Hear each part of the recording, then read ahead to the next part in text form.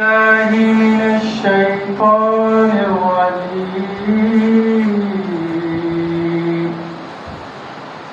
بسم الله الرحمن الرحيم.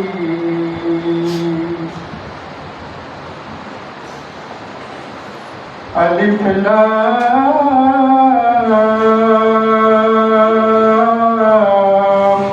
ميم.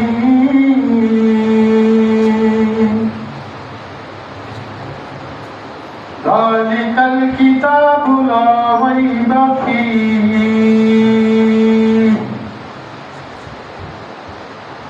هدى للمتقين.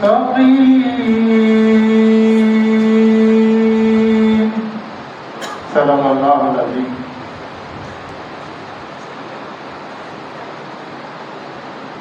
قرآن مجید اصل میں اللہ تعالیٰ کا کلام ہے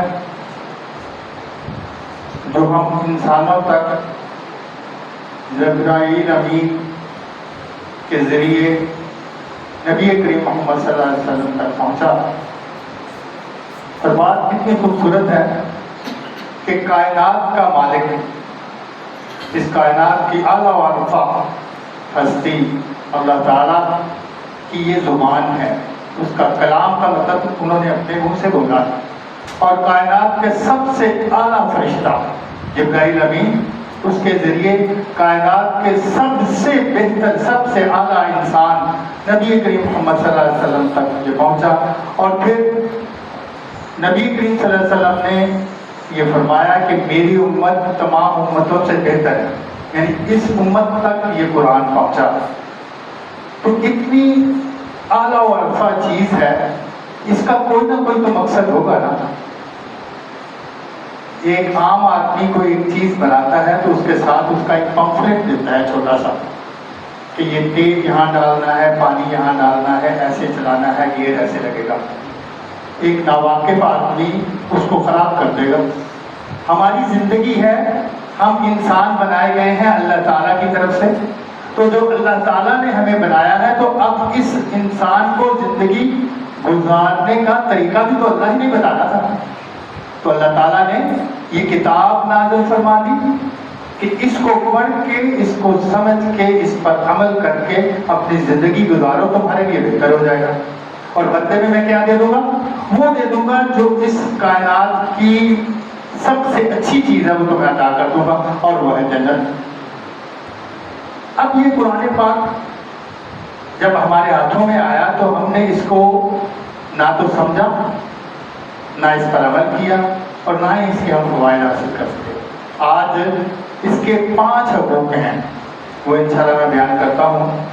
ایک چھوٹی سی سے پہلے ایک بات کر دوں کہ اگر ہم دنیا میں رہتے ہوئے کہ میرے والدین کے حقوق مجھ پہ یہ ہیں، میرے بچوں کے حقوق والد کہتا ہے مجھ پہ یہ ہیں، بیوی کے حقوق ہیں، خامد کے حقوق ہیں، یہ اس کا بڑا چرچا ہوتا ہے، بڑی میڈیا پہ ان پہ باتیں ہوتی ہیں.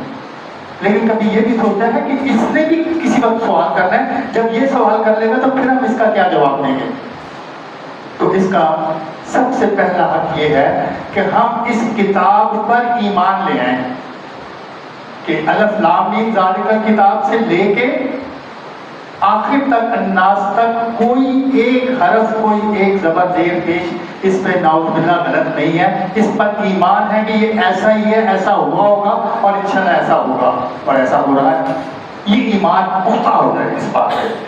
کیونکہ چنانچہ یہ باتیں اگر کوئی بندہ کرے کہ یہ اچھا نہیں، وہ تو 1400 سال پہلے کی بات تھی، نہیں، یہ قیامت تک کی چیز ہے.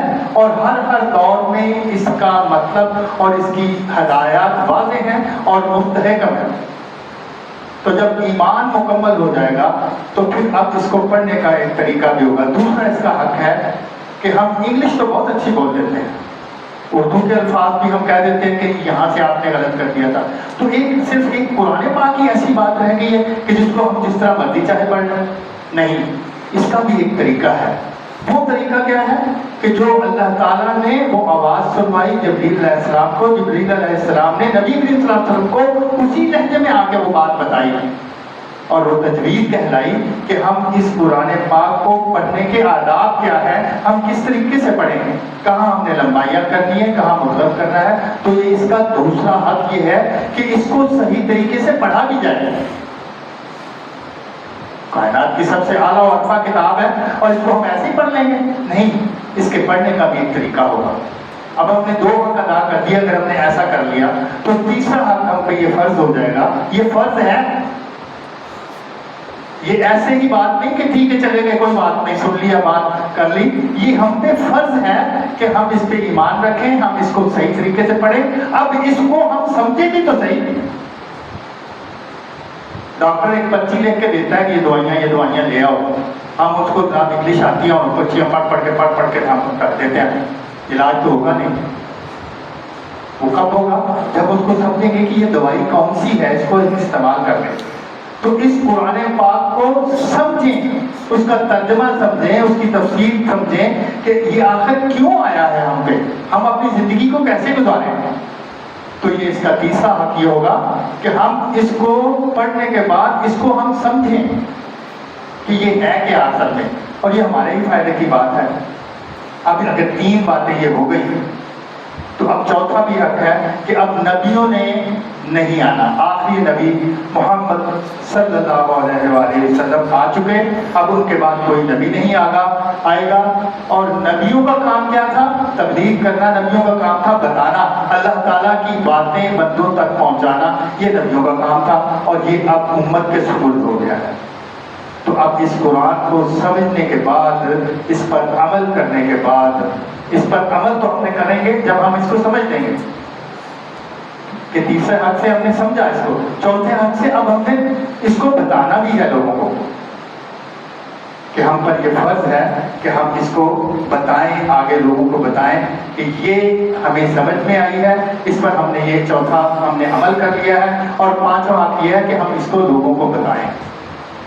اب یہ باتیں 5 حق اس کے ادا ہوئی. دوبارہ سے میں گن دوں کہ پہلا حق اس پر ایمان لانا.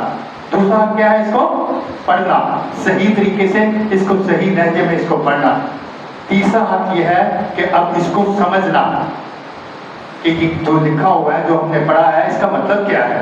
اور چوتھا حق کیا ہے؟ اس پر عمل کرنا کہ ہم نے جو اب سمجھا ہے اب کر کے دکھائیں، ہم نے زندگی کو اس طرح سے گزارنا ہے. اور پانچواں اور آخری حق یہ ہے کہ جب ہمیں سمجھ آ گئی ہے تو ہمیں لوگوں کو بھی بتائیں کہ بھائی اس کا مطلب یہ ہے، اس کو اس طرح سے آؤ، ہم اکٹھے بیٹھتے ہیں، مسجد میں آتے ہیں، اس کو سمجھیں، اس پر عمل کریں تاکہ ہمیں اللہ تعالیٰ اس کا اجر دے. اب ایک بڑی تھوڑی سی سخت بات ہے، انشاءاللہ ہم لوگ جھوٹ سے، ریاکاری سے، زنا سے، ان تمام گناہوں سے ہم بچتے ہیں. کبھی ہم نے یہ بھی سوچا ہے کہ اگر ان کے حق ادا نہ کیے تو یہ کتنا بڑا جرم ہے؟ میری نظر میں یہ ان گناہوں سے بھی بڑا کبیرہ گناہ ہے کہ ہمیں پاس یہ کتاب ہو اور ہم اس کو نہ پڑھیں اور اس کو ہم نہ سمجھیں اور اس پر عمل نہ کریں اور نہ ہی ہم اس کی کوشش کریں. قیامت کے روز اگر اس کتاب نے یہ سوال کر لیا کہ میں تو تمہارے اندر موجود تھی، کیا تم نے مجھے پڑھا اور اس پر عمل کیا، تو پھر ہمارے پاس کیا جواب ہوگا؟ آج کی بات صرف اتنی ہی کہ اللہ تعالیٰ سے دعا ہے کہ ہمیں اس کتاب کو سمجھ کر اس پر عمل کرنے کی توفیق عطا فرمائے. اقول قولی ھذا استغفر اللہ لی و لکم.